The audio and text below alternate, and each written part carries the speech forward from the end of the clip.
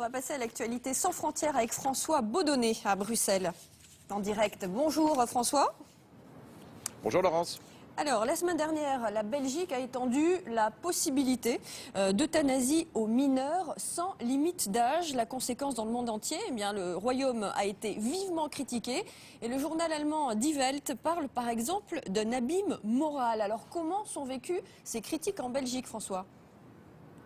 Eh bien, les Belges sont assez choqués parce que vous avez parlé de la presse internationale, mais il y a eu aussi de vives critiques sur les réseaux sociaux. En gros, le Royaume de Belgique a été accusé d'être assassin d'enfants. Alors évidemment, les Belges sont choqués.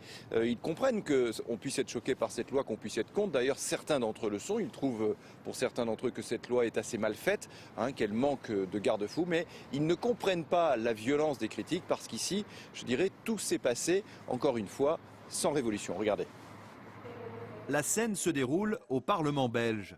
86 pour, 44 contre. Le Royaume vient tout juste d'autoriser l'euthanasie pour les mineurs. Et à part le cri d'un opposant, cette loi est votée dans le plus grand calme.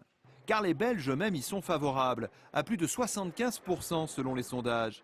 Et cette loi qui a beaucoup choqué à l'étranger, et en particulier en France, n'a provoqué ici aucune révolution. Je pense qu'en Belgique, on a un tempérament relativement calme en général. Peut-être la taille d'un pays plus petit permet de prendre des décisions un petit peu plus rapides. Prenez l'exemple du mariage pour tous. Nous, ça fait, je crois, si je ne me trompe, 9 ans que c'est autorisé. Tant que ça respecte l'humain, il n'y a pas de raison d'en faire un pataquès, quoi. Alors comment se fait-il que depuis 20 ans, la Belgique n'ait aucun mal à faire adopter des réformes de société, tandis qu'en France, c'est beaucoup plus conflictuel? Le vote à la proportionnelle. Dans le Royaume, toutes les tendances politiques sont représentées et le légendaire sens du compromis à la belge fait le reste. C'est très rare qu'on rentre dans un débat en se disant je vais emporter le débat ou le perdre. Et ça c'est important parce que ça permet que le débat ait lieu relativement sereinement et ça permet que les choses avancent. Bien sûr, il y a eu quelques manifestations d'opposants à l'euthanasie, mais elles n'ont rassemblé que quelques centaines de participants. Car l'autre différence avec la France, c'est que la frange la plus conservatrice de l'Église catholique pèse beaucoup moins en Belgique, même si l'institution était opposée à l'euthanasie des mineurs. C'est quand même une très grosse question qui est posée à la démocratie aussi. Est-ce que parce que quelque chose a été voté dans un parlement, est-ce que c'est automatiquement quelque chose de bien? Pas toujours. Cette loi doit maintenant être signée par Philippe, le nouveau roi des Belges, mais à la différence de son oncle, le roi Baudouin, qui il y a près de 25 ans s'était opposé à la légalisation de l'avortement, il devrait l'approuver sans difficulté.